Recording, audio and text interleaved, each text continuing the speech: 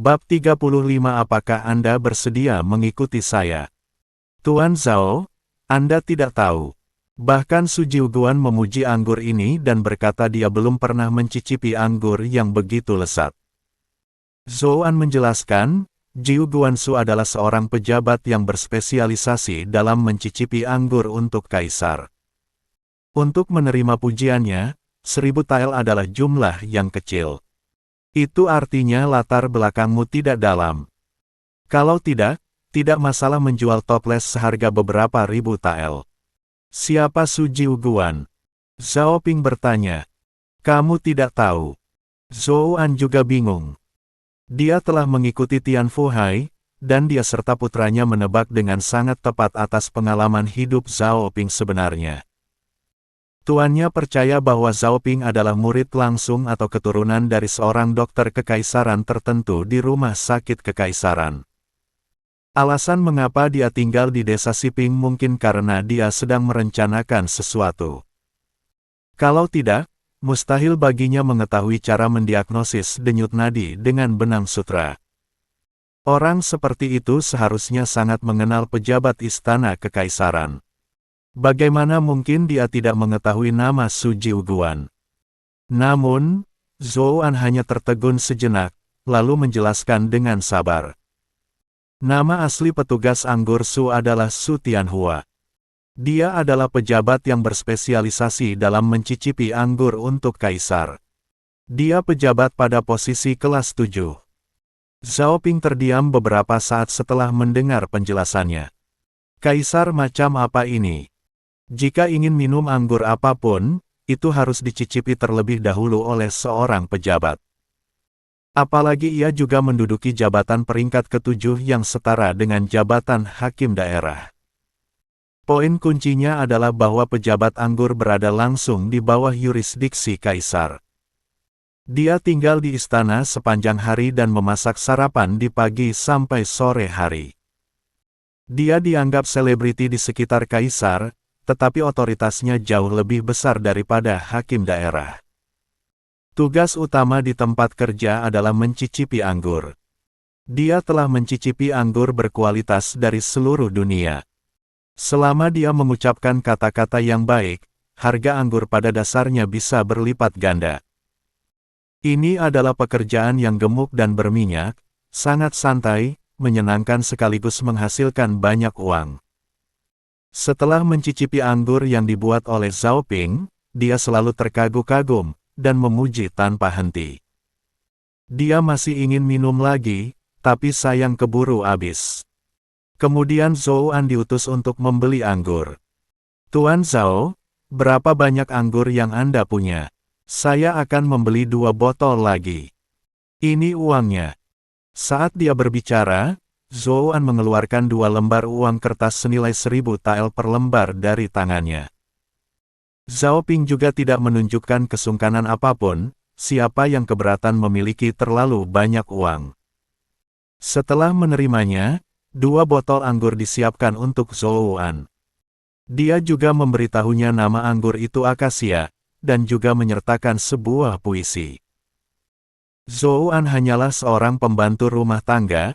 Dia bisa membaca dan menulis, tetapi dia tidak mahir dalam puisi, dan dia tidak bisa menilai apakah kata-katanya baik atau buruk. Pokoknya, bawa saja semua kembali. Zhao Ping mengajaknya untuk makan malam, tetapi Zhou An berkata dia sedang terburu-buru untuk kembali dan memulihkan diri, dan petugas anggur Su masih menunggu untuk minum, jadi dia pergi dengan tergesa-gesa. Sebelum pergi, dia menyuruh Zhao Ping untuk tidak menyia-nyiakan anggur semacam itu lagi. Sungguh menyakitkan untuk dinonton. Zhao Ping menyetujuinya dengan sepenuh hati. Setelah mendapatkan 2000 tael perak sekaligus, Zhao Ping lebih percaya diri dalam berurusan dengan keluarga Feng. Qian Liu, sebaliknya, segera berlutut dan bersujud kepada Zhao Ping. Saudara Ping, maafkan aku. Aku tidak tahu anggur akasia begitu mahal. Aku menyia-nyiakan uangmu. Bunuh saja aku. Sebotol anggur berharga 1000 tael. Dia telah meminum dan mengolesi hampir 1 toples dalam beberapa hari terakhir.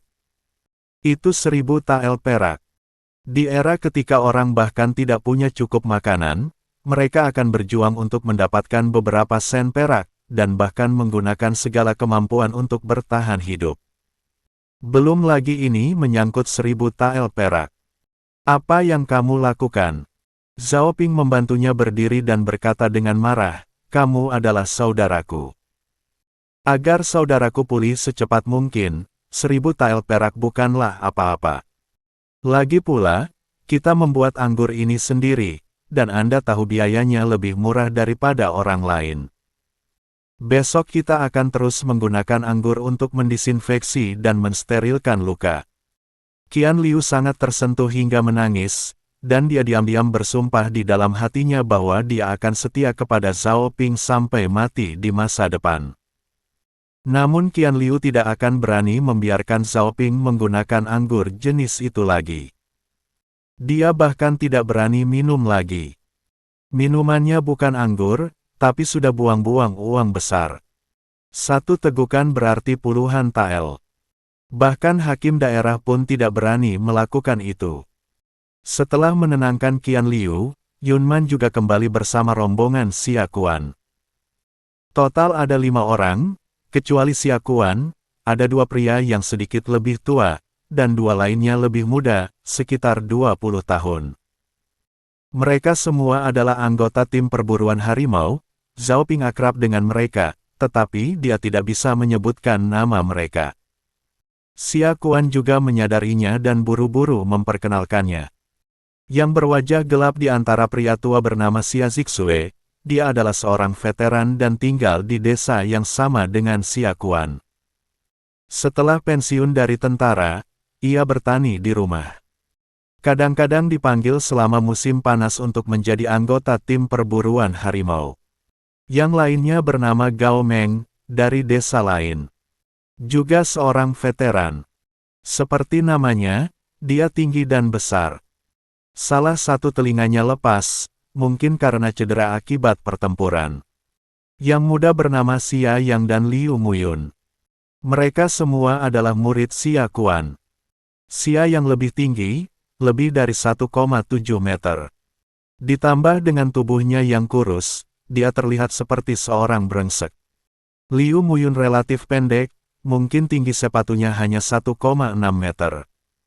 Matanya juga kecil, seperti hanya ada celah. Namun tatapan yang terungkap cukup tajam, seperti binatang buas. Saat ini, Liu Mengru dan Wen Hui sudah menyiapkan makanan. Zhao Ping telah memesan sebelumnya dan memasak lebih banyak makanan. Nasi putih, dan kaldu kelinci. Xia Kuan dan 5 orang lainnya hanya mendengar Yunman berkata bahwa keluarganya Zhao Ping memiliki cara makan seperti ini, dan mereka mengira dia sedang membual. Sekarang tampaknya hal itu benar.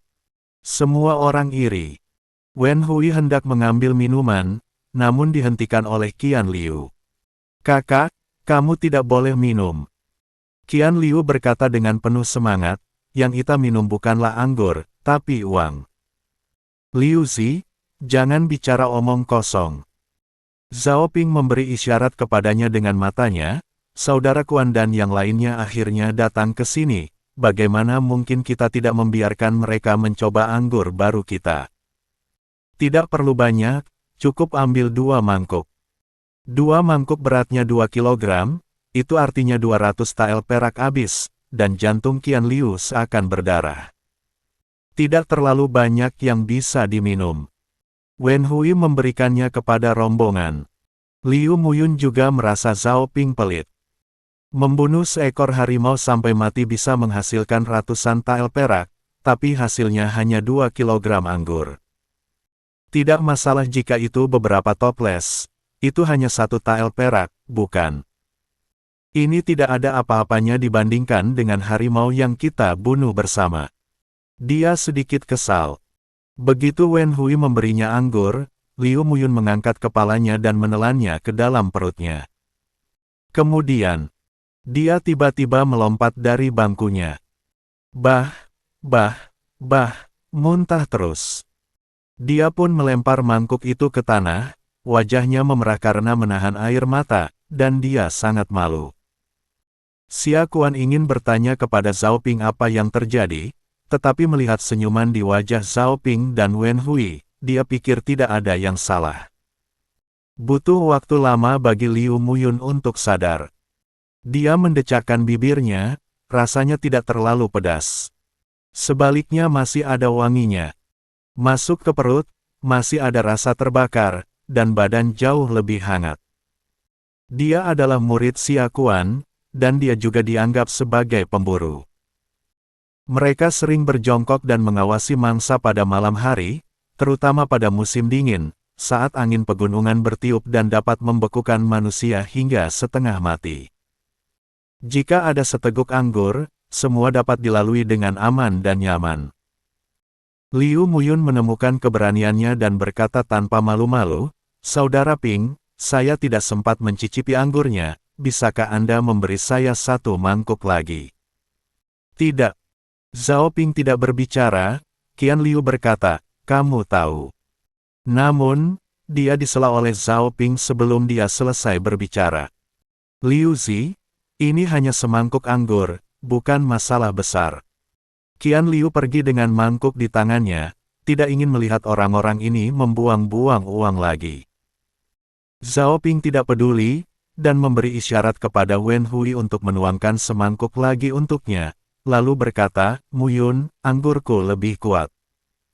Jangan meminumnya terlalu keras, jadi cicipi dengan hati-hati, jangan sekaligus banyak dan jangan cepat-cepat, santai saja." Liu Muyun tersipu malu. Dia mengangguk, memegang mangkuk, menyesap sedikit. Pedas memang, tapi setelah masuk ke tenggorokan, ada wangi yang bertahan lama. Liu Muyun dengan tulus memuji, "Anggur yang enak, saya belum pernah meminum anggur yang begitu enak sepanjang hidup saya." "Saudara Ping, di mana kamu membeli anggur ini? Saat aku kembali, aku akan menghemat uang dan mengambil 2 pot kembali."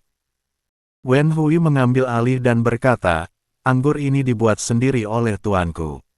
Sebotol anggur berharga 100 tael perak. Jika kamu ingin membelinya, aku khawatir kamu harus menabung selama beberapa tahun." "Apa?" Xia Kuan dan yang lainnya tergerak. Mata yang menatap Zhao Ping berubah. Terutama Liu Muyun, yang sebelumnya menganggap Zhao Ping pelit. "Sekarang sepertinya saya bodoh." Kata-kata Wen Hui seperti tamparan tak kasat mata yang menghantam wajah Liu Muyun dengan keras, membuatnya merasa malu. Xia Kuan berkata, "Tuan Zhao, kami belum menyentuh anggurnya. Anda bisa menuangkannya ke dalam toples lagi. Kami tidak berani minum anggur semahal itu." "Saudara Kuan, itu tidak perlu." Zhao Ping berkata sambil tersenyum, "Saya menyeduh anggurnya sendiri dan menjualnya seharga 100 tael perak. Kami meminumnya sendiri untuk biayanya, itu tidak banyak perak yang terbuang. Dan saya juga ingin Anda mencicipi anggur ini untukku dan memberikan komentar, untuk melihat apakah ada kekurangannya sehingga saya dapat memperbaikinya." Xia Kuan juga tidak sopan. Faktanya, itulah yang dia katakan. Mencium aroma anggur dan melihat reaksi Liu Muyun, dia sangat penasaran dengan anggur tersebut. Melihat Zhao Ping tidak mengambilnya kembali, dia juga mengambil mangkuk itu dan menyesapnya. Matanya langsung berbinar. Dia memuji, "Anggur yang enak. Jika kamu meminumnya saat sedang mencari mangsa di malam hari, kamu bisa bertahan sepanjang malam." Semua orang juga menyesapnya. Pujian satu demi satu terdengar. Kedua veteran tersebut bahkan mengatakan bahwa mereka merasa penuh kekuatan setelah meminum wine tersebut. Jika mereka minum sebotol anggur di medan perang sebelumnya, mereka pasti akan membunuh beberapa musuh lagi. Anggur ini adalah anggur yang enak, nasinya juga adalah nasi yang enak. Sekelompok orang bersenang-senang makan. Setelah makan, Zhao Ping membawa mereka ke gudang jerami dan mengajari mereka cara membunuh harimau. Sebenarnya caranya sangat sederhana, yaitu dengan menggali lubang perangkap yang dalam di tempat yang sering dikunjungi harimau, dan memakukan dahan yang runcing ke dalam perangkap tersebut. Sekali harimau jatuh, meskipun tidak dapat ditusuk sampai mati, ia tidak dapat melarikan diri. Untuk selanjutnya, tinggal para pemburu, membunuhnya di lubang. Xia Kuan dan yang lainnya sering mengangguk ketika mereka mendengar ini, dan mereka sangat memuji Zhao Ping. Memanfaatkan kegembiraan semua orang, Zhao Ping berdiri dan terbatuk 2 kali. Sekarang kita sudah selesai mengobrol soal perburuan harimau, mari kita mulai bisnis. Maukah kalian mengikutiku?